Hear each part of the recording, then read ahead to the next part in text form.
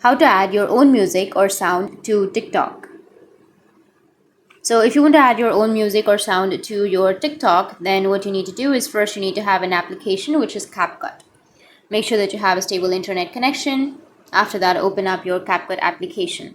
After opening your CapCut, now you need to go with new project, which is on the top. From here, select a project. After that, go with add, which is on the bottom. After selecting your project, now if you want to add your own music to it, then you need to go with audio, which is on the bottom left. Tap on the audio and then go with sounds. And under sounds, you can add the sound that you have downloaded in your gallery. You can go with your own sound.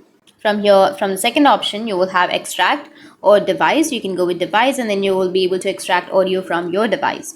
Or you can also go with the recommended, and from here you can go and download any audio that you're comfortable with and go with plus, which is on the right side, and that audio will be added right here. So you just need simply go and remove the excess audio and delete that one.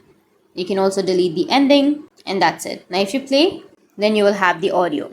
Or if you want to add your own audio, then go with sounds, which is on the bottom left. Go with the files right here on the second option, and then go with device and allow from your device. And here you will have all of the songs that are on your device.